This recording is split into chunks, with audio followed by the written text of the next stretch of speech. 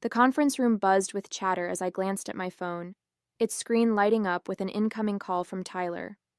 I stepped out into the hallway, expecting the usual small talk. "How's the trip? When will you be home?" Instead, Tyler's voice came through cold and smug. "I'm divorcing you," he said, his tone almost triumphant. "I've already sold the apartment, so you'll need to figure out where you're going to live. Enjoy that." For a moment, I couldn't breathe. The audacity of it, the complete lack of remorse, it was almost laughable. My hand tightened around the phone as his words sunk in. "You sold the apartment?" I asked, keeping my voice steady. "Yeah," he said with a dry laugh. "Nicole and I need the money to set up our life together. She deserves better than a tiny place like that anyway." Nicole. The name stung, though I'd suspected for months that there was someone else. Tyler's late nights, his sudden work trips, and the mounting distance between us all pointed to a third party.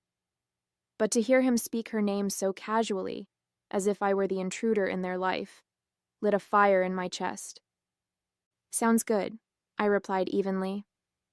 There was no way I was giving him the satisfaction of hearing me crack. "My name is Amelia, and up until that phone call, I thought I'd married a man I could trust. Tyler and I had been together for 6 years, and while things hadn't always been perfect, I'd believed in our partnership. We'd worked hard to buy our apartment, a cozy 2-bedroom in the city that I'd fallen in love with the moment I saw it. It wasn't just a home, it was a symbol of everything we'd built together. Or at least that's what I'd thought. Looking back, there had been signs, small cracks in the foundation I'd ignored. Tyler's dismissive attitude whenever I asked about finances, his tendency to brush off my concerns with a charming smile and a quick kiss. I'd always assumed his confidence came from knowing what he was doing. Now I realized it came from knowing he could manipulate me. The rest of the day passed in a blur. I sat through client meetings, nodding at all the right moments while my mind raced. Tyler thought he'd won.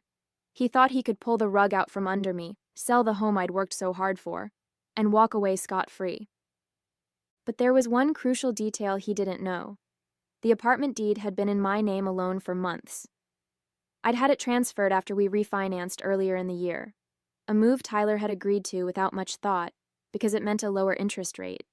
He'd never bothered to ask about the details or read the paperwork he'd signed. His carelessness was going to be his undoing. By the time I returned to my hotel room that evening, my shock had turned into resolve. I wasn't going to cry or beg. Tyler wanted a fight? Fine. But this was a fight I was going to win. The first call I made was to Chloe, my lawyer and longtime friend. I laid out the situation in painstaking detail, my voice calm even as my pulse raced. "He sold the apartment?" she repeated, incredulous. "Does he even realize that he can't do that without your consent?" "Apparently not," I said, a hint of amusement creeping into my tone. "He thinks he's already spent the money on his new life with Nicole." Chloe laughed dryly. "Well, he's in for a rude awakening. The sale is invalid. You can prove sole ownership, and if he's taken any money from the buyer, he's on the hook for fraud." The word fraud sent a jolt of satisfaction through me. "What do we need to do?" I asked. "First, we'll notify the buyer that the sale isn't legal," Chloe said. "Then, we'll draft a formal letter for Tyler, outlining the consequences of his actions. If he's dumb enough to try anything else, we'll take him to court." As I hung up, I felt a strange sense of calm settle over me. Tyler thought he'd outsmarted me, that he'd left me powerless and scrambling. But in reality, he'd just set himself up for the ultimate humiliation. I spent the rest of the trip focusing on my work, compartmentalizing my emotions and channeling my energy into the task ahead. The betrayal hurt, but the prospect of reclaiming my life and watching Tyler's smugness crumble gave me a sense of purpose I hadn't felt in months. When I boarded the plane home, I was ready to face Tyler, ready to dismantle his lies, and ready to start a new chapter without him. This wasn't just about winning. It was about taking back control. The flight home gave me hours to think about how everything had unraveled. Tyler's arrogance was astounding. He hadn't even tried to hide his betrayal, as if I was just another obstacle to bulldoze on his path to freedom. But instead of spiraling into anger, I focused on what I'd do when I returned. Tyler thought I was powerless, but he didn't realize I'd been playing the long game without even knowing it. As the plane touched down, my first call was to Chloe. "I'm back," I said as I hauled my suitcase off the luggage carousel. "What's the next step?" "We've already notified the buyer," she replied, her tone brisk and efficient. They were shocked, to say the least, and not too happy with Tyler. They're willing to cooperate, which helps our case. "And Tyler?" I asked. "I sent the formal letter to his email this morning," she said. "It outlines the illegality of the sale, your sole ownership of the apartment, and the potential consequences of fraud. He hasn't responded yet, but if I had to guess, he's going to be furious." Good, I thought. Let him stew. When I arrived home, the apartment was eerily quiet. Tyler's things were still there, his jackets draped over the chair, his shoes carelessly tossed by the door, but the place felt different, like the energy had shifted. I took a deep breath and set my suitcase down, knowing that the confrontation would come soon enough. Sure enough, Tyler came storming in that evening, his face red with anger and his phone clutched in his hand. "What the hell is this?" he shouted, waving the letter Chloe had sent. "You're telling me I can't sell the apartment? It's half mine." "No, Tyler," I said calmly, crossing my arms. "It's not. The deed has been in my name for months. You can't sell something you don't own." He froze, his face a mixture of confusion and rage. "What are you talking about?" I grabbed the deed from the file I'd pulled earlier, holding it up for him to see. "After we refinanced, I had the deed transferred to my name. You signed off on it, remember? Or did you just skim the paperwork like you always do?" For a moment, he said nothing. Then his expression twisted into a sneer. "You think you're so smart, don't you? This doesn't change anything. I already made a deal, and you're going to look like a fool when it all falls apart." I stared at him, unblinking. "The sale is already void, Tyler. The buyer knows it, and they're ready to take legal action if you don't return the money. Oh, and speaking of money..." I took a step closer, lowering my voice. "If you've spent a single cent of that deposit, you're in even bigger trouble." Tyler's confidence wavered for the first time. "You don't know what you're talking about," he muttered, avoiding my gaze. "Oh, I know exactly what I'm talking about," I said, my voice steady. "You've spent years treating me like I'm too naive to notice what you're doing. But guess what, Tyler? I've been paying attention, and now you're going to deal with the consequences." He started pacing, his frustration mounting. "This is ridiculous. You're blowing everything out of proportion. You can't just kick me out of here." I raised an eyebrow.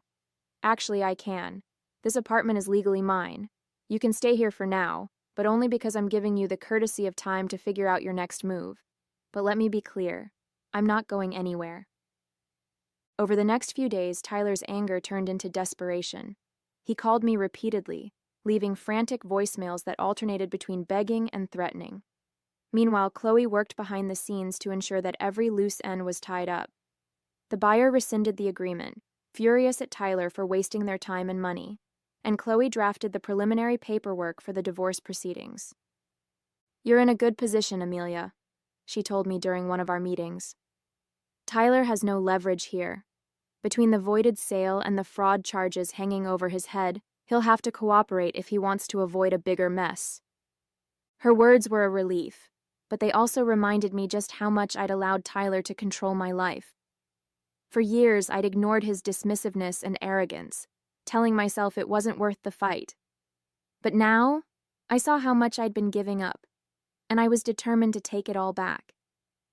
Lauren, my best friend, came over one evening to help me reorganize the apartment. We boxed up Tyler's things, carefully stacking them in the corner of the living room. "How's he taking all this?" she asked, holding up one of his gaudy ties with a smirk. "Not well," I said, laughing despite myself. "He's still convinced he can talk his way out of it, but I'm not budging." "Good," she said, tossing the tie into the box. "He doesn't deserve a single inch of your space or your time." I nodded, feeling a wave of gratitude for her support. For so long, I'd felt alone in my marriage, carrying the emotional and financial burden while Tyler took credit for everything. But now, I had people in my corner, and that made all the difference. The final piece of my plan fell into place the day Tyler brought Nicole to the apartment. I was sitting at the dining table reviewing some paperwork when they walked in like they owned the place. Nicole looked around with a smug smile, her arm looped through Tyler's. "So, this is where we're staying?" she said, her voice dripping with entitlement. I stood up, my heart pounding but my resolve unshaken. "No," I said firmly. "This is where Tyler was staying. You, Nicole, won't be staying here at all." Her smile faltered and she glanced at Tyler, who looked equally stunned. "What is this?" he demanded. "This," I said, gesturing to the apartment around me, "is my home. Not yours, not hers, and certainly not a hotel for you to shack up in after stabbing me in the back." Nicole's expression turned icy, but she said nothing. Tyler, on the other hand, looked like he was about to explode. "You can't do this!" he shouted. "You're being unreasonable." I met his gaze, unflinching. "No, Tyler. What's unreasonable is thinking you could sell my home, walk away with the money, and expect me to just roll over. You're lucky I haven't filed criminal charges for now." Tyler stood in the doorway, his face red with frustration, while Nicole crossed her arms, looking increasingly uncomfortable. "You're being ridiculous, Amelia," he said, his voice laced with desperation. "You can't just kick me out of my own home." I took a step forward, my voice calm but unwavering. "This is my home, Tyler. The deed has been in my name for months, and you know that. You signed the paperwork without even reading it, just like you always do. So no, this isn't your home anymore." Nicole glanced at Tyler, her perfectly manicured hand tightening around her purse strap. "Wait, what's she talking about?" she asked, her tone sharp. "You said this was your apartment, that you sold it." He flinched, trying to wave her off. "It's complicated. I'll handle it." "Oh, it's not complicated," I said, stepping closer. "You tried to sell an apartment that doesn't belong to you. That sale is void, Tyler. And as of right now, you don't have a leg to stand on."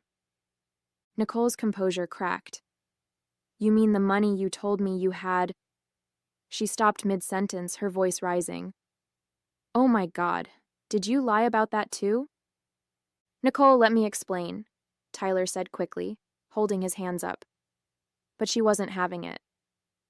"No," I said, cutting him off. "Let me explain. Tyler tried to sell the apartment behind my back, thinking he could pocket the money and leave me with nothing. What he didn't know is that I had the deed transferred to my name months ago. So not only did he fail to sell it, but he also committed fraud by pretending he could." Nicole's mouth opened and closed like a fish gasping for air. "Fraud?" she whispered, taking a step away from him. "Are you serious?" "Yes, fraud," I said, crossing my arms, "and I'm prepared to press charges if he doesn't get his things and leave by the end of the day." Tyler's facade finally cracked. "You can't do this, Amelia," he said, his voice pleading now.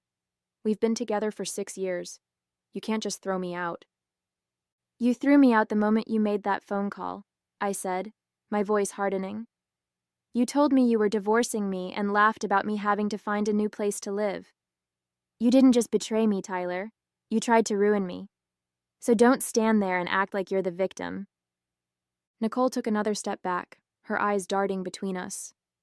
"This is insane," she muttered, clutching her purse tighter. "You didn't tell me any of this, Tyler. You said you had everything handled." He turned to her, desperation written all over his face.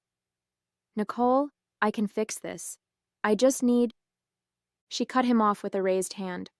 "Don't, just don't. I'm not getting dragged into your mess." Without another word, she turned on her heel and stormed out, leaving him standing there, stunned. I couldn't help but smile as the door clicked shut behind her. "Looks like you're on your own," I said, turning back to Tyler. "Now, let's talk about what happens next." He slumped onto the couch, burying his face in his hands. Amelia, please. I screwed up. I know that. But you don't have to do this. You're right, I said, grabbing a folder from the kitchen counter and setting it on the coffee table in front of him. I don't have to do this, but I'm going to. This is the divorce paperwork. My lawyer has already drafted it, and I suggest you sign it quickly. The sooner you do, the sooner we can both move on. He stared at the folder, his face pale. You really hate me that much? Hate you?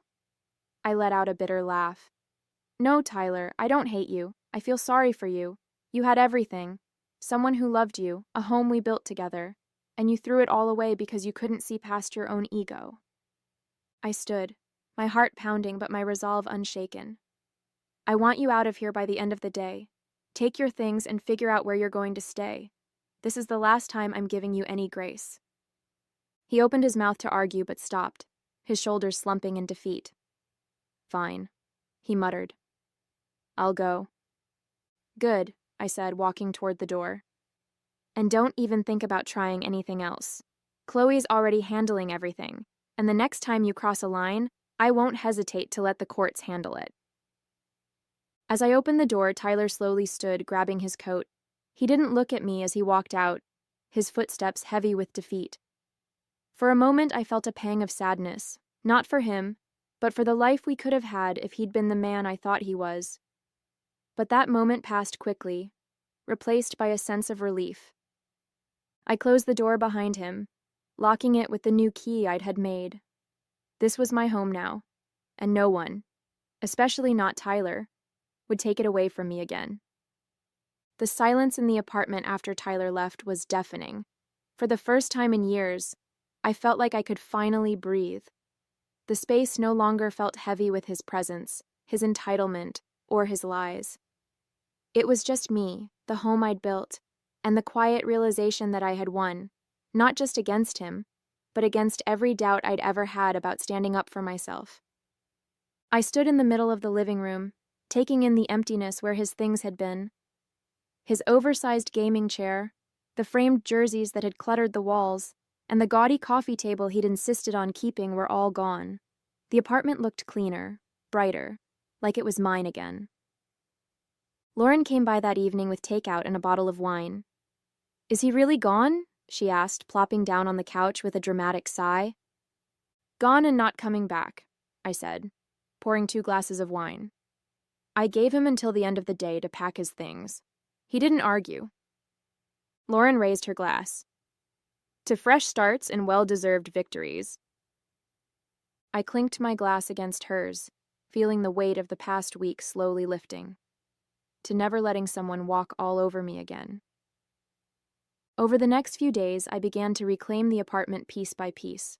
I rearranged the furniture, moved my favorite artwork into the living room, and filled the space with things that made me happy.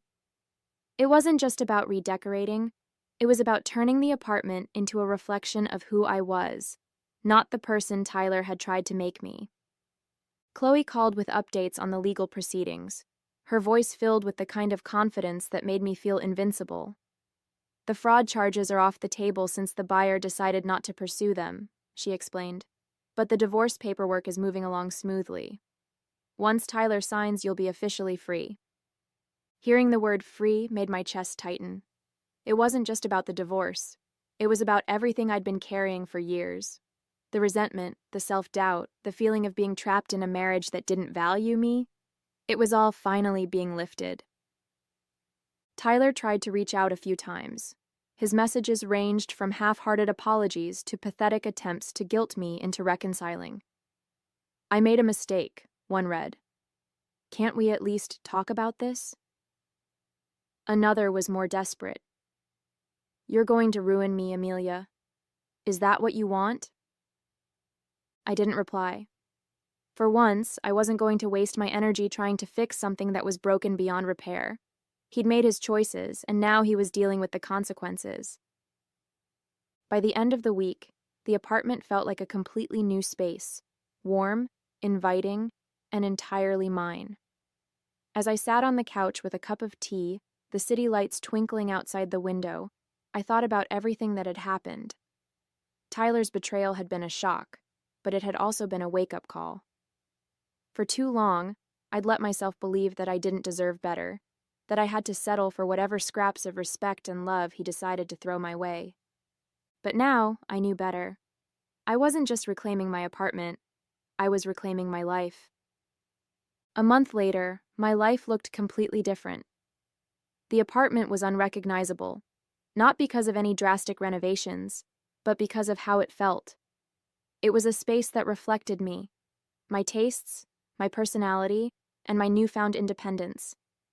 The absence of Tyler's clutter and his overbearing presence made the home feel lighter, freer. The divorce was moving along smoothly. Chloe had handled everything with precision, ensuring Tyler had no room to argue or complicate the process. He signed the papers without much fuss, likely realizing that he had no leverage. There was no grand showdown, no emotional plea to work things out. Just a cold, clean break that felt both bittersweet and deeply satisfying. One day, as I sorted through some old papers, I came across a photo of Tyler and me from our early years together. We were smiling, arms around each other, full of hope and promise. I stared at it for a moment, letting the memories wash over me. There had been good times, moments when I truly believed we were building a life together. But those moments were gone, overshadowed by years of neglect, manipulation, and betrayal. I tucked the photo into an envelope and put it away in a drawer. It wasn't worth keeping out in the open, but I wasn't ready to throw it away either. It was a part of my past, but it didn't define me anymore. Lauren and I celebrated the finalized divorce with dinner and drinks at a trendy rooftop bar downtown. "You're glowing," she said, raising her cocktail in a toast. "Single life suits you." I laughed, feeling a warmth I hadn't felt in years. "It's not the single life," I said. "It's the freedom. For the first time, I don't feel like I'm living under someone else's rules." We toasted to that, and as the night went on, I felt a growing sense of pride in myself. I'd faced one of the hardest moments of my life and come out stronger. I wasn't just surviving, I was thriving. Back at home, I started planning for the future. The apartment had become more than a refuge. It was a symbol of everything I'd reclaimed. But I knew I wouldn't stay there forever. Someday, I'd move to a new place, one without any lingering shadows of my life with Tyler. Until then, I was determined to make the most of every moment in the space I had fought so hard to keep. As I curled up on the couch that night, a sense of peace washed over me. I thought about how Tyler had laughed during that phone call, so certain that he'd won, and I couldn't help but smile. His arrogance had been his downfall, and my quiet strength had been my salvation. This wasn't just the end of a marriage, it was the beginning of a new chapter, one where I called the shots, one where I chose happiness on my own terms. And after a long time, I felt truly free.